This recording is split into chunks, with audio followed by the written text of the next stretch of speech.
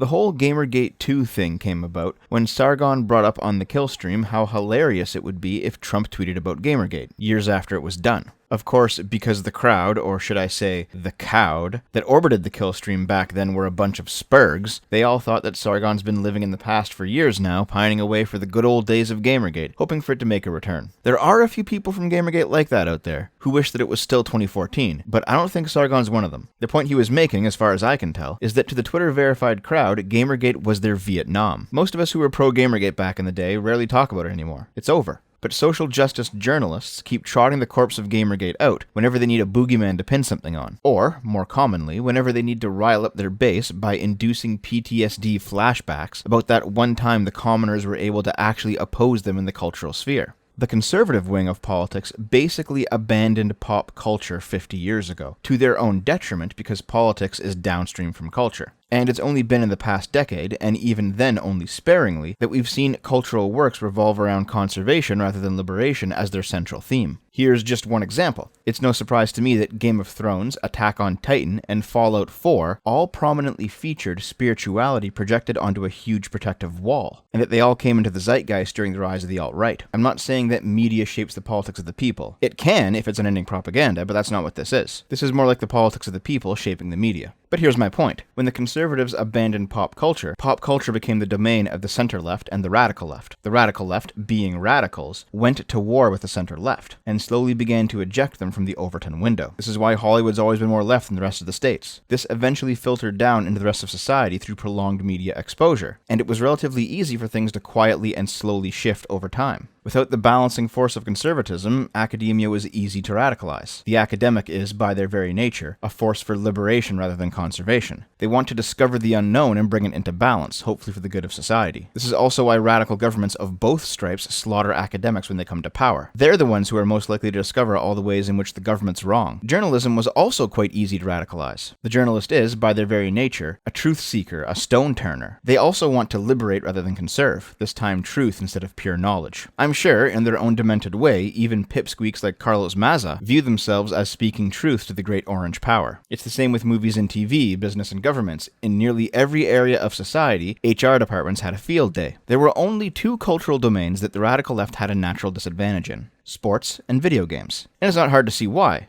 Both revolve around competition. You can learn to cooperate in most areas of your life, and it's usually for your betterment to do so because cooperation is an important skill. But some areas are strictly competitive, and in fact do not function without competition. Social justice is finally making a foothold in sports using trans ideology. Their claim is that a trans woman can spend most of their lives inundated in testosterone at levels equal to a man, then identify as a woman, transition, take some estrogen which will decrease their strength, but not nearly enough to counter a decade or more of what is basically steroid doping, and then turn around and compete with cis women in physical sports. This is why there's now the common joke, men make the best women. Well, that and traps. Because trans women are demolishing cis women in professional sports, in ways that are quite frankly unfair. But the SJWs didn't gain their foothold in sports by trying to dismantle competitiveness. They simply changed the rule of the game so that their guys, and I'm using that word gender neutrally, would always win. It's the height of narcissism that somebody like this would hold her arms up in triumph, like she's actually the victor of anything meaningful. That's not to say that winning in women's sports isn't meaningful, but rather it's this victory that strips it of the meaning. It's just disrespectful towards the women who didn't have the advantage of testosterone-producing genitals. However, video games are the one cultural domain where the usual SJW tricks just didn't work. It worked in sports because, 1, the physical ability between the genders is huge, and enforcing an everyone is equal or its oppressive dogma onto the sport basically meant they'd always win. And 2,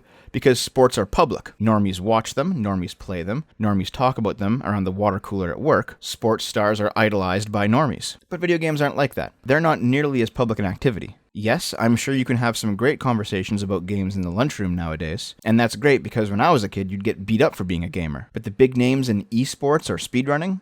They're not household names. Nobody puts posters of them up in their rooms, or wants to be like them when they grow up. Sure, those people can still make good money doing what they do, but it's still a largely private enterprise. I've taken the long way to get here, pals. Sorry about that. But you needed the context. Gamergate is the progressive Vietnam, because when the progressives came for gaming like they had come for everything else under the sun, and the average gamer learned about it due to the incredible incompetence of Zoe Quinn, we were basically able to run them off. It was the first true defeat of social justice in the field. Yeah, there may be more SJW indies out there than ever. AAA games are sacrificing quality for politics. Game journals are becoming ever more extreme. And like I said in yesterday's video, garbage business practices like the Epic Store or games as a service are on the rise. But all this stuff is happening in the open because we pulled the curtain back. SJW indies are desperately maintaining a crumbling, cliquey power structure against the influence of YouTubers and streamers like myself, who are willing to just play the games they like. AAA developers that excessively misbehave end up destroying themselves, like BioWare or Blizzard. Game journos are becoming more extreme because their industry is dying and this is their final gasp. And hopefully, as time goes on, the market will speak out against the Epic Store or games as a service. Do your part, lads. So when Sargon said, let's get Trump to tweet about Gamergate, he didn't actually want to start Gamergate 2. Rather, he understood that progressives would be waking up at 2 a.m. in a cold sweat if it ever happened, because they just cannot let it go. Really. Think about it. Why did Patrick Klepek write, "We need to get ready for Gamergate politicians"? Sargon's done other noteworthy things than Gamergate, but for this specific crowd, Gamergate is the sticking point. It's the battle scar that still aches. It's the Jerusalem they failed to hold on their crusade. What is Gamergate and why parents should know?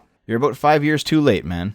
It's over, nobody's talking about it anymore. But if you search Gamergate on Google News and limit it to the past few months, you'll still unearth a massive pile of articles. They just can't let it go. There's been a few things that felt like the sparkings of a new Gamergate. The stuff in my MasterCard video last year, maybe. The Patreon purge, where Sargon was unjustly removed from Patreon, and their official rationale on the topic basically amounted to them tripping over their own 2 feet. The Adpocalypse, where Carlos Maza's retaliation against Steven Crowder for some, frankly, pretty lame jokes, led to the demonetization of thousands of channels, including channels not even remotely involved in the controversy. And hell, there's a new event right now that could even be another Gamergate-sized event. Facebook plans global financial system based on cryptocurrency. Facebook unveiled an ambitious plan on Tuesday to create an alternative financial system that relies on a cryptocurrency that the company has been secretly working on for more than a year. The effort, announced with 27 partners as diverse as MasterCard and Uber, could face immediate skepticism from people who question the usefulness of cryptocurrencies, and others who are wary of the power already accumulated by the social media company. The currency, called Libra, will also have to overcome concerns that Facebook does not effectively protect the private information of its users, a fundamental task for a bank or anyone handling financial transactions. You know, I don't trust Facebook with anything.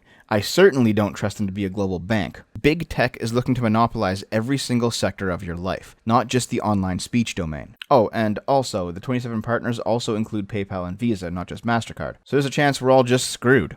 But my point is, all of these felt like Gamergate-sized events, but never seemed to generate the massive online cultural shift that Gamergate did. Maybe it's because you can only have the scales fall from your eyes once, you know? Before Gamergate, my channel was anime and video games. I still do that stuff in alternate channels, but now I talk politics here because I feel like, even with my microscopic reach, it's still some contribution to the discussion. Gamergate felt like the betrayal of an enthusiast press that I thought had my back. And as a result, I realized I had to be a lot less lazy when it came to interacting with the wider gaming culture. I couldn't just blanket trust anymore that the people in the industry, whatever that meant, were properly doing their jobs. But I also met a ton of great people who I do trust are doing their jobs. From YouTubers to streamers to Let's Players to indie devs to journalists themselves, people I would never have known about otherwise. And as vitally important as the Patreon purge or the Vox Adpocalypse or Facebook creating the New World Order is, there'll never be Gamergate 2 because it was never about Gamergate 2.